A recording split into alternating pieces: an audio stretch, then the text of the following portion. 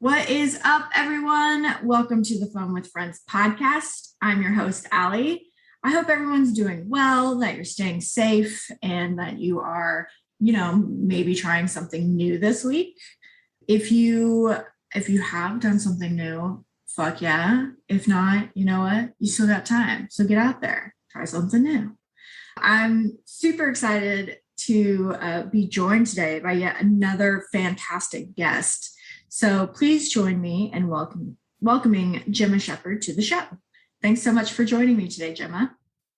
Hey, how's it going? I'm doing well. I am so excited to have you on the podcast. I'm excited to be here. And Gemma, you're the founder of Soul Care Gemma. Is that right? Mm-hmm. Soul Care by Gemma? Soul Care by Gemma, yeah. Soul Care by Gemma. Mm-hmm. Soul Care by Gemma.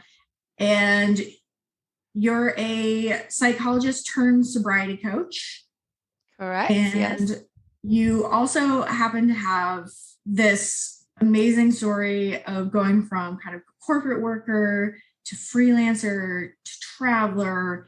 And now you're kind of teaching, you're a teacher of business English abroad. So I'm insanely excited to chat with you today and to hear more about your journey. Yeah, it's weird to have like an introduction like that. It's a lot, right? It is a lot, actually. I've done a lot of stuff. Yeah.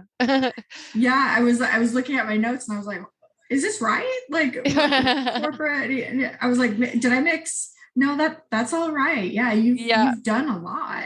That's impressive.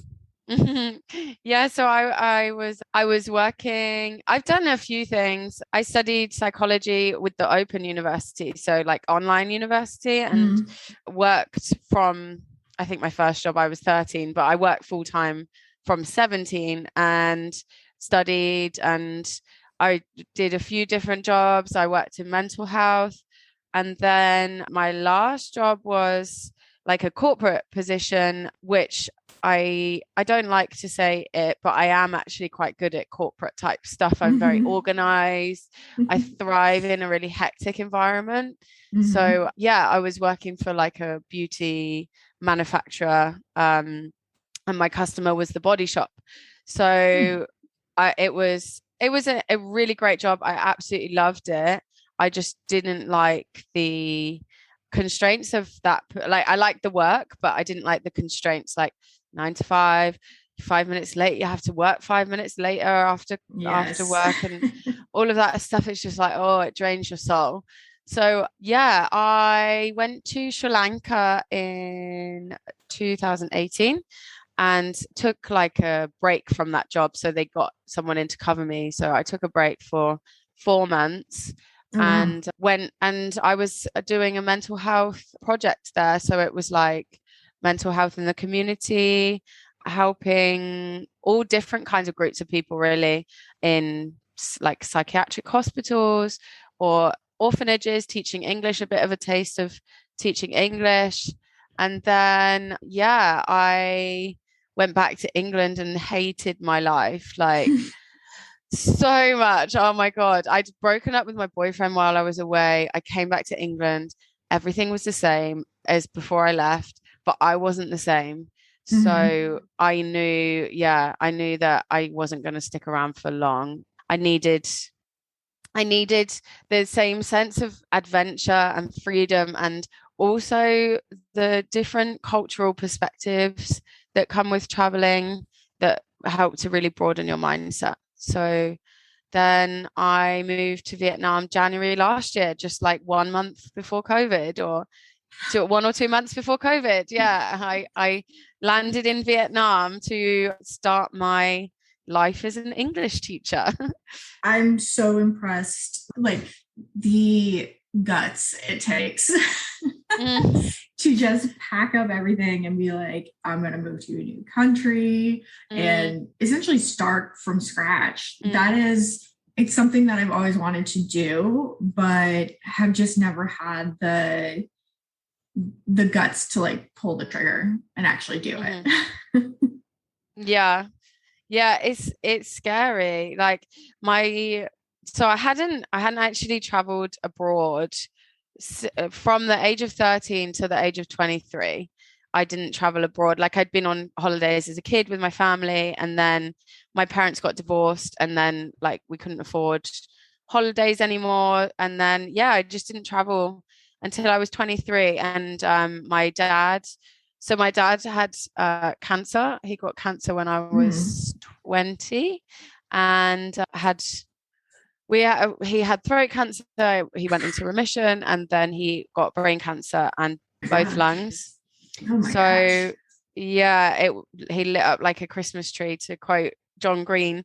And sadly, he passed when I was 23. So the thing is, I was 23, and when you're 23, you don't really know what's going on, or at least I didn't really know what was going on in life in general. And then something like that happens. It completely just turned my world upside down, and I wanted to physically run away from my grief.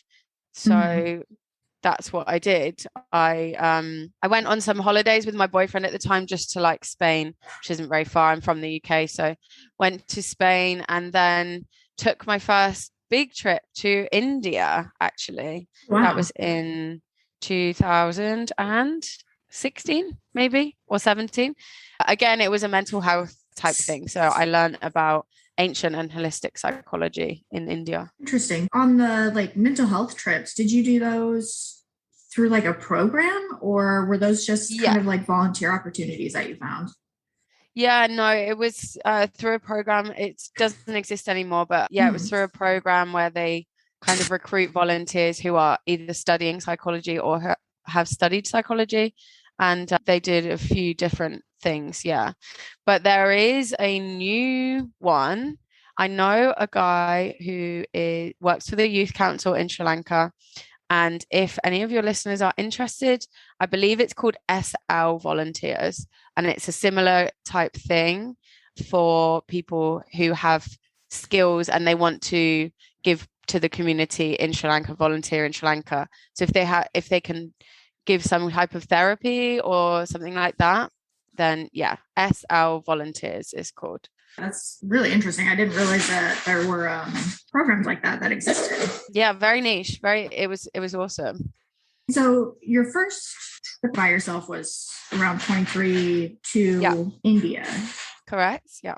Nice. And then to Sri Lanka for a 4-month break, that's a long ass time.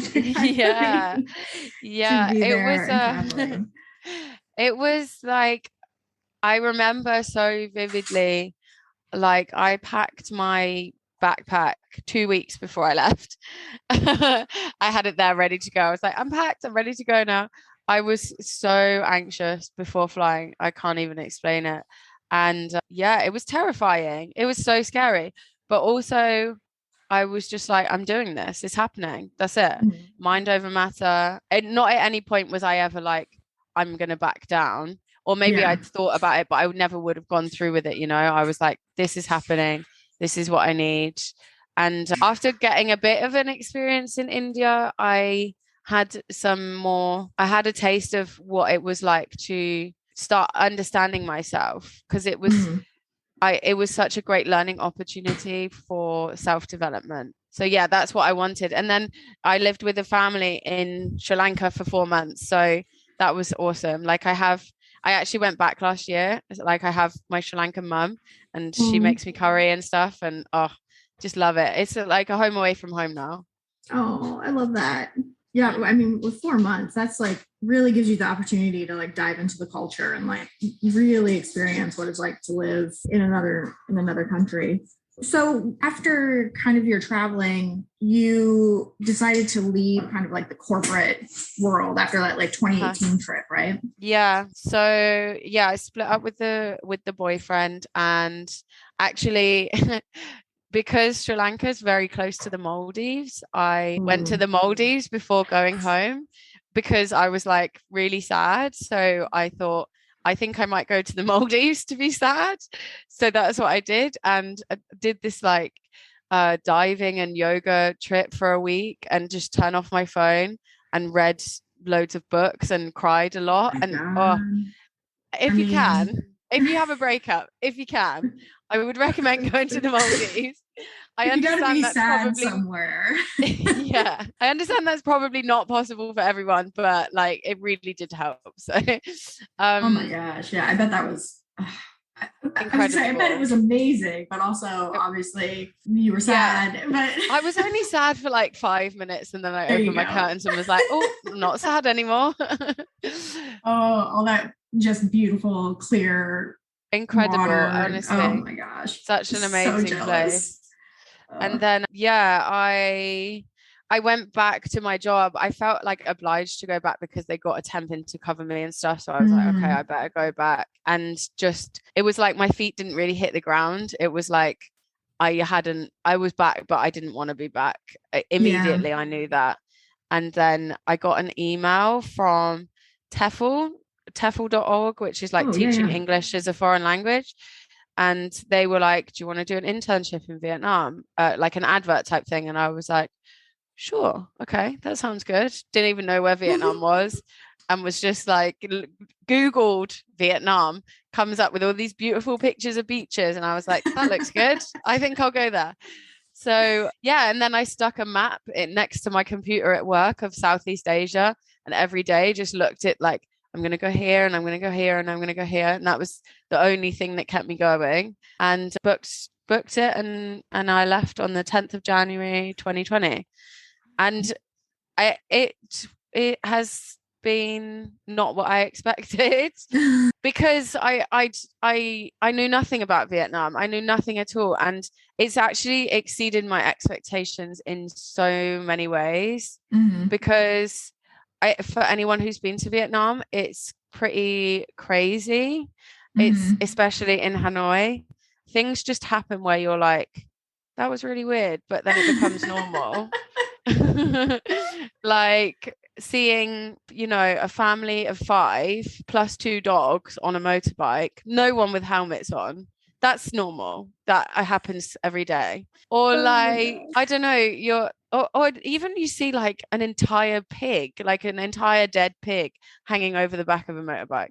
Or the other day I saw it was like the size of a lorry, like a truck, Yeah. but attached to the back of a motorbike. Oh And my I'm just god. like, it just doesn't it honestly amazes me what they can do with motorbikes here. Oh my gosh, that is yeah, a little bit of a like cultural shock, I'm sure. Like, Yeah, it's oh my wild. lord. I'm still just like can't get over that. Like I'm sure the decision wasn't easy, but to just say, yes, I Mm, see this, I'm going to do it. mm, So like let's do it. And then to go through with it. Like that again kind of just like blows my mind. And I'm like so impressed by people that can do that because like I want to be that way. I want to be able to mm. say like, yes, I'm gonna go, like backpack through Europe or something and then Uh-huh. do it. But that's I always get to the like I guess the dream phase and then never go through with it. Yeah, yeah. I mean, like, I'm really stubborn. So I guess it's almost like if I say I'm going to do something, then I have to do it because I told everyone that I'm going to do it. So Mm, I don't want people to be like, well, she said she's going to do that and now she yeah. hasn't. So that's probably a big factor in it. But also, I'm really impulsive, and in every aspect of my life, it's just like, okay, I'm doing that now. And then I just do it no matter how uncomfortable it is. I go through with it. Even this, like I think I told my mum in just no November. I don't know, it was towards the end of 2019. I was like, so I'm going to Vietnam. And she was like, when? And I said January. And she says, how long for? I was like, I don't know, like 6 months. And she she didn't talk to me. She just became mute for like 2 days. And I was really scared because I was like, why are you not talking? And then eventually she was like, okay, fine. I'm on board with this. But yeah, it took mum a minute to catch up with me on You that have to one. process it a little bit. Yeah. I was genuine, like I was so scared. I'd rather that she was shouting at me than just being Yeah. silent. Yes. Yeah. That's like when your parents look at you and they go, I'm not mad, I'm just disappointed. You're like, oh, Oh that I yeah. really fucked up. Mm. Yeah. Thankfully now she's like super keen to come over here. In fact, has wanted to since I came, but obviously Rona came along and ruined everything. Yes. So I'm kind of curious because you also do like freelance work as well. Is that something that you like set up prior to moving abroad? Because you were kind of like, I'm going abroad, like I need another like form of income because this is like an internship or volunteer, or is it something you set up after you got to Vietnam? Actually, it was a lockdown round one, need something to do thing. I'd already been, so if you're in the UK, there's a thing called the Coaching Academy, and they do a free foundations weekend, which I can't remember when I did, but I did it. And I was like, I really like coaching. I've done psychology. I was trying to figure out what I wanted to do with the psychology stuff. So yeah, I really liked the whole idea behind it. And I just decided during the first lockdown that I was going to, I think, again, I got an email and they were like, oh, we've got a discount because of COVID. It's entirely online. Normally it's not. So it was much cheaper. So I signed up for a course with them, which is the personal performance coaching diploma. And everything started from there. So everything's set up now, I think, but having a business, as I'm sure you know with your podcast as well, everything evolves constantly. Yes. Like I started being like, I'm going to be a life coach. And then I was like, I'm going to be a wellness coach. And then I was like, I'm going to be an empowerment coach. And then I was like, I think I knew secretly that I wanted to be a sobriety coach, but because I wasn't fully sober, I felt like a phony, because actually my dad was an alcoholic as well. So that's kind of another big factor in why I want to help people get sober, and why I also myself want to be sober, because I've seen what alcohol can do. And yeah, so then set up my business, evolved. And sobriety coaching has stuck, and it's what I genuinely, it sounds really corny, but I genuinely feel like it's my purpose to help women who are where I was with substances or alcohol or any, addiction problems. Yeah, I do not think that sounds corny at all, because I think we're all kind of looking for that, right? Like whether we realize it or not, like looking for that one thing that we're super passionate about and that feels right, And so yeah. I think you found yours, which is amazing. Yes, it is. And it just makes it like feel like it's not work, when it's something that you really love, which is not the same thing that I have with teaching. I have a bit of a love-hate relationship with teaching. It was kind of like something that I had to do, and it's really the only option as a foreigner here, unless you have like a skill that, something like photography, or I don't know, something that doesn't require speaking Vietnamese as well. Teaching, I realized quickly that I don't like teaching kids because they're very loud and oh my God, yeah, energetic. So I actually last year, there's a company here who stopped paying their employees, and I worked for said company. So I had a bit of trouble there financially. And after that whole scenario, I was like, I'm not going to struggle to pay my rent ever again, because this one company was the only company I worked for. So I had to, call family and get help from elsewhere. So since then I've been doing multiple, my friends always joke because I have so many jobs. Like I just have so many jobs. So like, you have too many jobs. I cannot keep up, but I need to have multiple income streams, because one job's not, I can't rely on them. So I have to make sure that I'm fine. I have to make sure my dog is fed. There we go. Exactly. Yeah. Well, and that's the thing. I don't think people realize that people that as like freelancers or people who have their own companies, like, setting up those multiple revenue streams is vital, because something like COVID happens, right? And then like maybe your main source of income shuts down because of it, but you've got these other sources of income coming in. So yeah, setting up Yeah. those side revenue streams is so important. Yeah. And you know what I've just realized then is if you told me like a year ago that this is what I would be doing, and this has been my dream for such a long time to just not have a boss.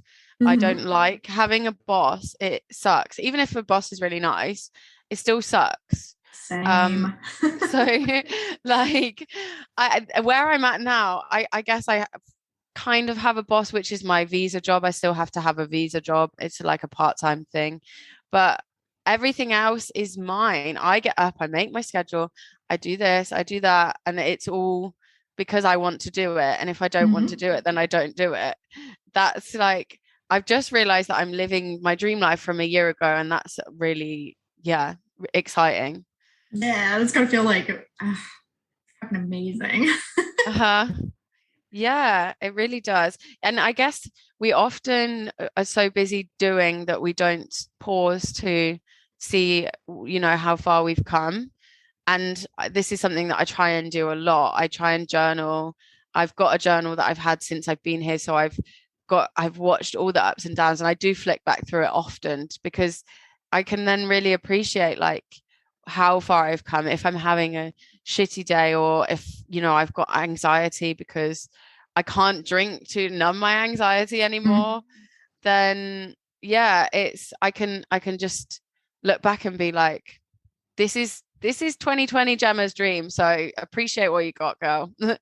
One of the reasons kind of why I started this podcast to begin with, because I wanted to kind of document my own journey in the kind of that same way, almost like a digital journal or diary of sorts of like my adventures and other people's adventures and like our journeys. And so, yeah, I identify right there with you. Yeah. So I wanted to get into the sobriety coaching a little bit, because I'm Sure. interested in learning more kind of about what that entails and kind of your own journey with sobriety. So you kind of talked about how you felt like maybe sobriety coaching was what you had been looking for, but you were, maybe a little scared to dive fully into that because sobriety and addiction can be difficult to address, especially Messy. with yourself. Yeah. Really messy. Was there a personal experience or like a specific moment where you were just like, okay, this is definitely it. Sobriety coaching is what I want to do. And I want to focus on helping women specifically like change their relationship with alcohol. Yeah, I was working with a business coach actually, because when you start your own business, I guess from the outside, it can seem easy. Maybe nobody thinks it's easy. Everyone really knows it's not easy, but there's so many things you don't think about. So many things like making a website. I don't know how to make a website. Yes. How am I going to make a website? I've got no money. I need someone else to make a website. How can I get someone else to make me a website for free? So like everything that I did, I tried to do on a really low budget because, as I said, my work wasn't paying me. And yeah, I managed to get some coaching sessions with people that were like training or made friends with other coaches who would help me try and figure out my niche, which is a big thing in coaching. You need to figure out what it is you want to do. You can't be too broad. You need to, this is who I want to help. And generally, the people that you want to help they are like a previous version of yourself in one way or another. And I kind of briefly mentioned, but have drank alcohol from very young, like teenage years. I actually remember getting drunk at the Millennium and I was 8. Wow. So wow. Yeah, that I think it was like I was stealing like some kind of fun color looking drinks, and yeah, they were alcoholic. And yeah, properly drinking 18 in the UK, we go to pub, so it's always been something that I do. And as I mentioned, I have anxiety, have had anxiety, panic attacks. So alcohol I was using to help me be more confident and to be less anxious, which actually doesn't work, let me tell you. And it just makes anxiety worse, but it kind of temporarily blocks it so you can put on this persona. And the persona I had made particularly bad life choices in many areas of life, financially, emotionally, sexually, so many bad life choices. And now where I'm at, so until I left the UK, I was drinking. I'd done some dry months. I'd always been very conscious because my dad was an alcoholic. So I'd done some dry months to be like, it's okay, I can take a month off. I'm not an alcoholic. Mm-hmm. And then when I moved to Vietnam, I was like, that's it. I'm going to quit smoking. I'm going to quit drinking. And I tried and I failed. I was supposed to do 3 months. I didn't do 3 months, but I did some of that 3 months without drinking. And then in January this year, I was like, okay, I've had enough. That's it. I'm done. Like, I don't really know how to explain it. It's obviously been a long time coming. I haven't used any particular method. I don't use AA. I don't have any meetings. I don't have a sponsor. I'm a member of some Facebook groups, but I think the main thing has been learning to love myself enough so that learning to love my life enough so that I don't need alcohol to escape from my life, which is what I was doing before. It was an escape 100%. And so many people live this Monday to Friday life where live for the weekend, can't wait till 5 o'clock Friday. And that's just, it's like, now I look back at how I lived my life like that for such a long time. I feel really sad about all the time that I wasted, but also really excited for all the time that I have now. Like when you stop drinking, especially if you're a heavy drinker, you will have so much time, so many hours, and I sleep so well, and there's just so many benefits. I can't even tell you. So yeah, I quit drinking in January, but I have drank on like 4 or 5 occasions since then, but I don't particularly enjoy it anymore. So it's not something that I do often, you know? Oh yeah. Yeah. I think a lot of people can kind of, especially folks who do have anxiety, can relate to what you're saying, especially like social anxiety. Like I have a lot of anxiety. I'm anxious, right? Depressed, all of it. And for me, like listening to your experience, it's I kind of had a moment actually when you were talking where I was like, oh my gosh, yeah, that makes total sense as to kind of my own journey with drinking, because I would definitely drink a lot when I had to go out, when I had to like be around people. I would like just get obliterated because I was like, that's the alley that people like to see. They want to see like fun alley and social alley. So I'll drink enough to where I'm not self-conscious and anxious, and that way I can be the alley that people want to interact with, because normal alley just wants to sit in a corner by myself and not talk to anyone, and no one wants to hang out with that person. So let me get shit-faced, make all these terrible life decisions, and but you know what? Other people will have fun because they'll be around the fun person I am when I drink.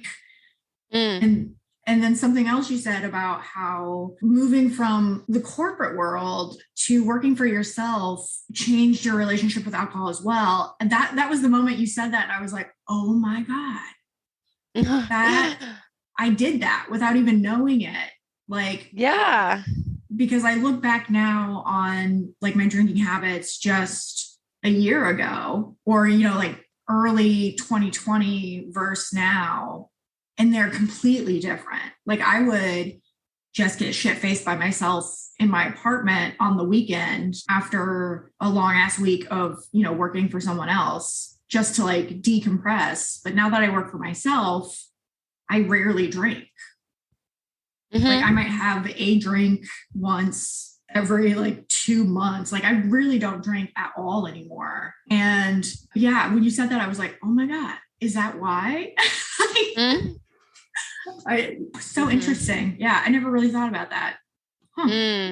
Yeah, I wonder if it's all a ploy by the corporate, like alcohol shoved in our faces so much. Like maybe they're just trying to blind us to the fact that we actually hate our lives. Maybe that's what they're doing. They're like, here, you love drinking alcohol, drink on the weekend, so you don't realize that you're working for me and you don't like it. Well, and if you look at like networking events too, right? Like a lot of times those take place at places that serve like a lot of booze, or there will be booze there. Like I look back to when we would do like outside of the office functions, like not on the clock, but it would be like, hey, let's go out for a happy hour with the entire team, like team bonding, right? And it would team always bonding, be like always to a bar. Yeah. So yeah, very interesting.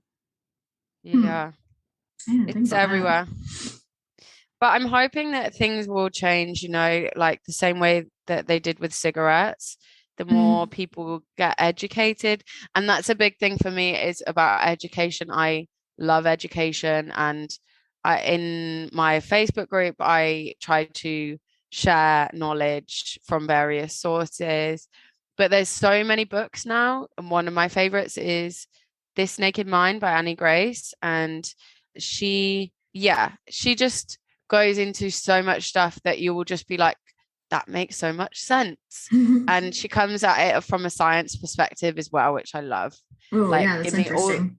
Give me all the science. I love the science because you can then understand more about your, biology, and it's really interesting. It's a good read, but there's many different books out there about alcohol. I would encourage everyone to start reading them. Start there if you don't know where to start. I'm sure looking at like the psychology behind alcoholism and like, I bet that's kind of fascinating as well. Yeah, definitely.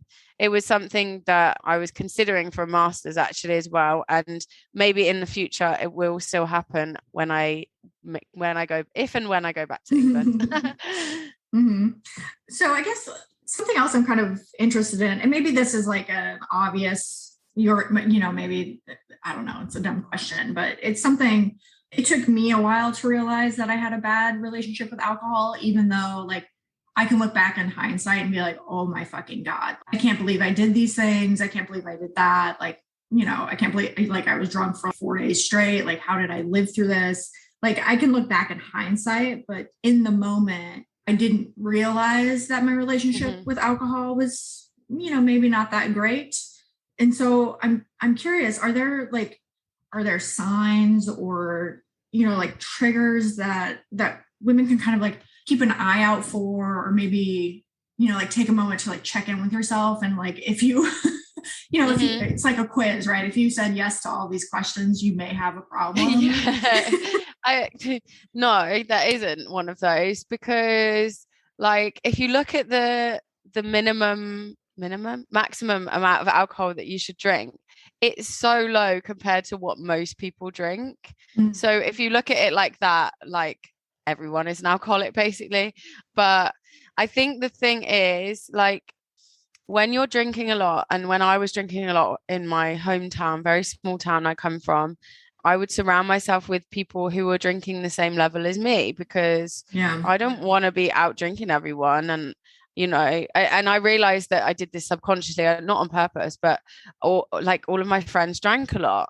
And whether they will still be friends when I go back to England, I don't know. I know who my real friends are without alcohol, and maybe they were just drinking buddies, and that's okay, that's fine. But I guess if you are asking if you have a problem, then maybe you should look at your relationship with alcohol. Not maybe you have a problem, but maybe if you're questioning it, there's a reason why you're questioning it, because only you know how you feel. Only you know how much alcohol you consume. Nobody is you. So yeah, if you're questioning it, maybe do some research, or maybe find a Facebook group, or whatever it is that you want to do, or maybe do a challenge, like do an alcohol-free month or week or whatever it is you want to do. And then, yeah, just see how it goes. You don't have to. A lot of programs like AA are great. They obviously help some people, but you're an alcoholic, you're never going to be cured. Alcoholism is a disease. And I don't think that, because it's not what happened for me. And there's no doubt about the fact that I was, by dictionary definition, an alcoholic. I don't like to call myself that, but I was. And I'm now, I can have one beer. I've done that a couple of times.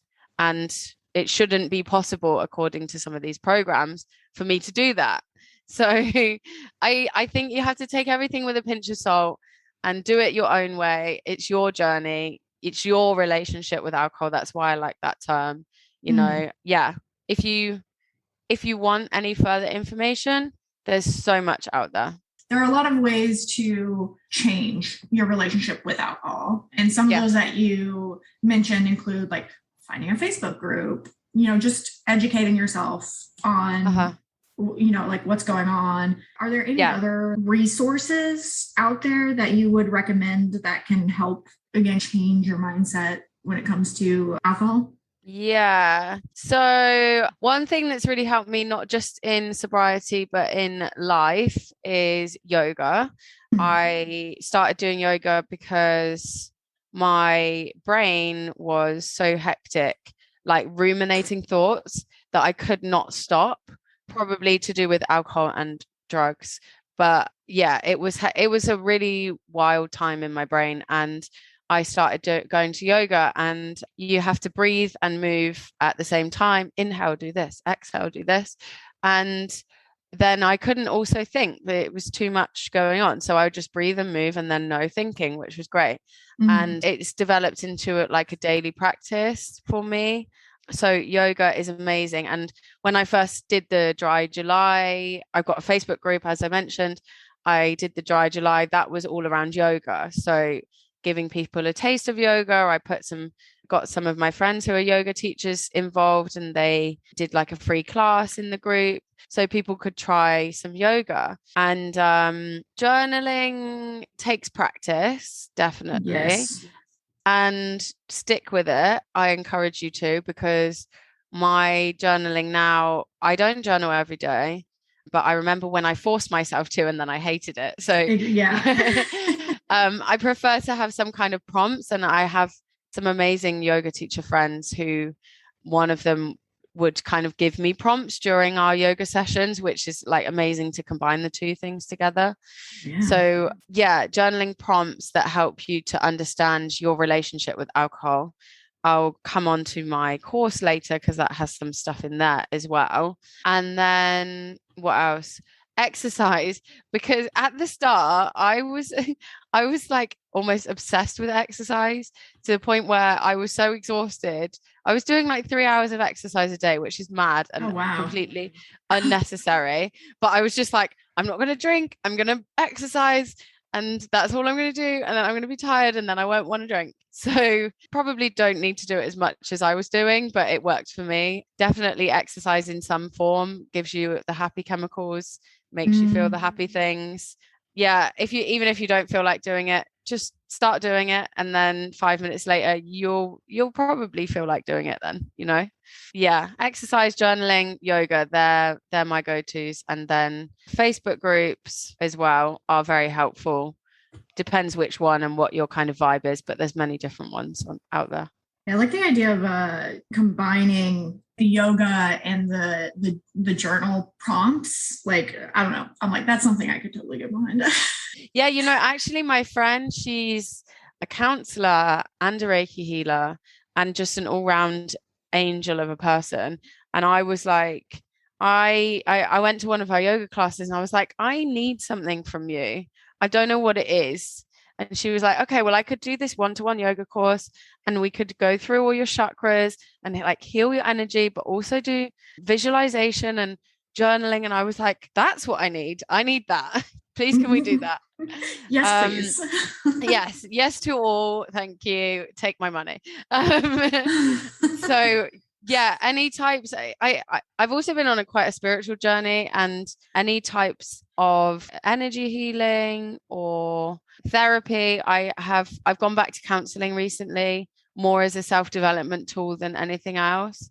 I urge you to try everything. Why not? Just find what works. Yeah, why not? So I have a couple more questions before we wrap up. And this is one that I'm personally interested in, again, because I'm an anxious individual, and traveling is actually something that used to give me an insane amount of anxiety. Not as much now, but I used to go to the airport at like 6 a.m., have like 3 Bloody Marys, and then get on a plane.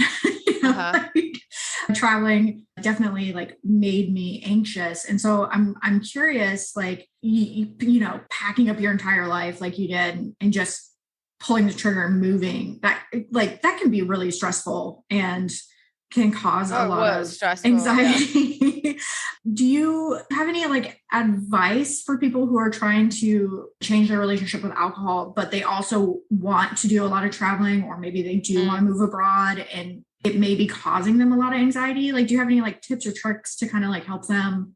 The thing about anxiety is that it's not always bad, like there's a reason why it's there. So that evolutionarily, is that a word? I think so. We didn't get eaten by bears and stuff. Mm-hmm. So there's a reason why it's there. And a certain amount of anxiety is helpful, because if you didn't have anxiety before a test, you wouldn't study for your test and then you'd fail, right? Or the same with traveling. If you didn't have a bit of anxiety, well, you wouldn't print your travel documents, you wouldn't, get the prescription you need to take with you, or you wouldn't be organized. And over time, that does get less, and you do become less organized. Definitely. I'm not 2 weeks before I leave packer anymore, but I do still stay fairly organized. The other thing is doing research, but all the places I've been at, Facebook groups are really handy. And some when I've been to other places, you do things like bar crawls, but obviously if you're not drinking, that's going to be a new thing for me. I haven't, because of COVID, I haven't traveled sober really. So it's going to be new. I'll let you know how it goes. But I guess you'd plan a different kind of trip, you would be going to early morning diving in the ocean instead of getting home early in the morning, So yeah, anxiety is there for a reason, but you can do it. You can do it. Just be prepared. And especially if you're traveling on your own, you'll find other people that are traveling on their own. Facebook is such a great tool for connecting with people that have the same interests as you. Solo female travelers groups. There's Host a Sister as well, where you can like stay with somebody anywhere in the world. They post things on there and stuff. So find other people that feel how you feel and ask them. That's always a good bit of advice. Yeah, I like that. Well, as we wrap up, is there anything that you're currently working on that you would like to share? Yeah, so I mentioned a couple of times my Facebook group, and it's a group for women who want to change their relationship with alcohol. So I'm obviously a sobriety coach, and this group at the moment we're running Sober October. So at the time of recording, October, and we're raising money for Macmillan Cancer Support through a fitness fundraiser, but also sober fitness fundraiser. So I will run a dry month in that group 4 times a year. The next one will be dry January.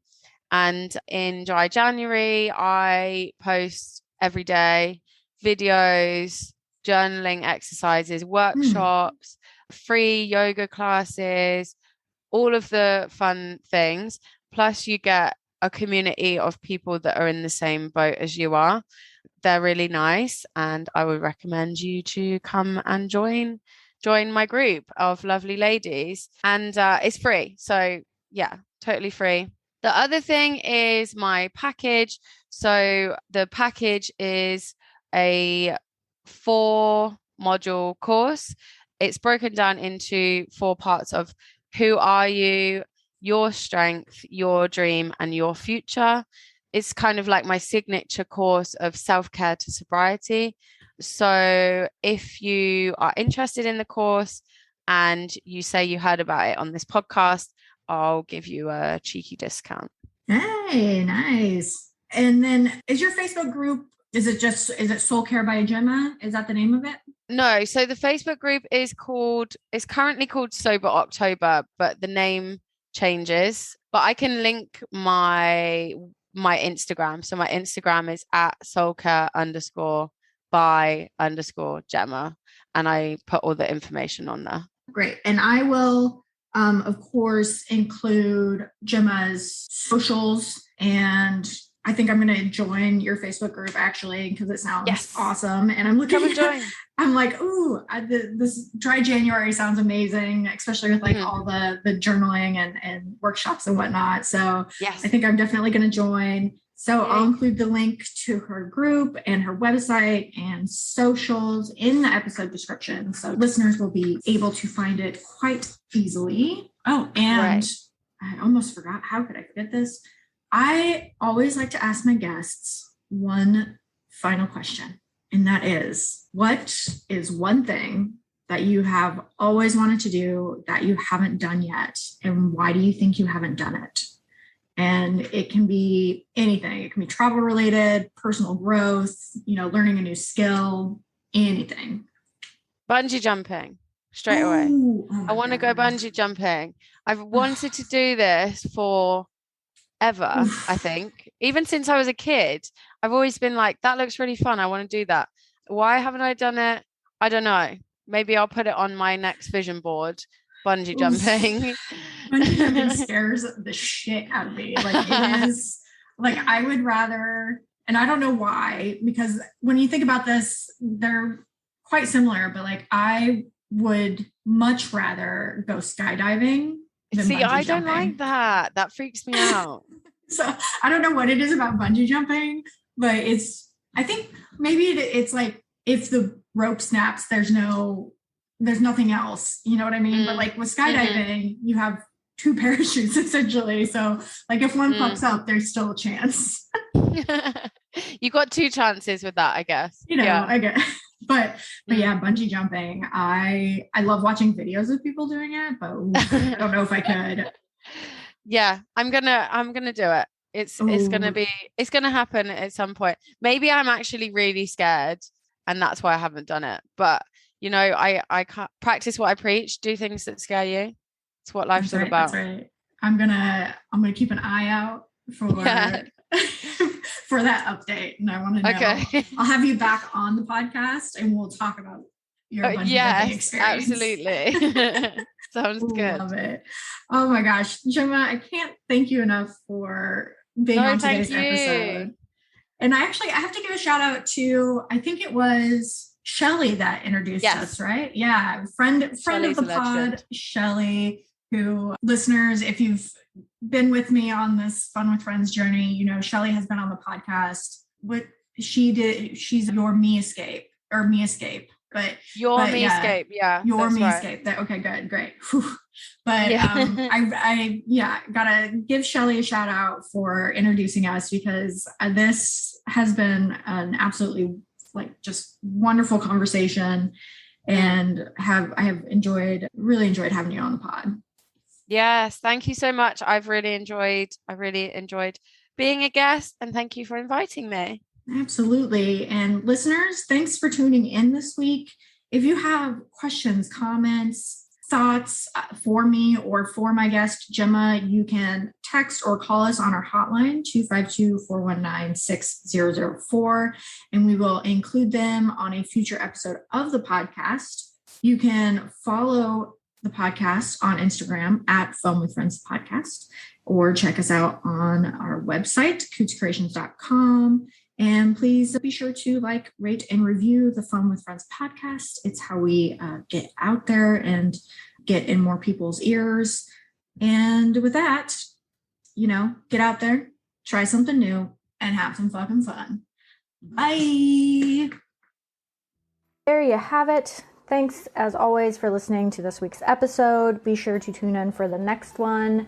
And if you are looking for some entertainment or you're bored, I highly recommend going back and listening to some of our previous episodes. You can follow the Fun with Friends podcast on Instagram at Fun with Friends Podcast.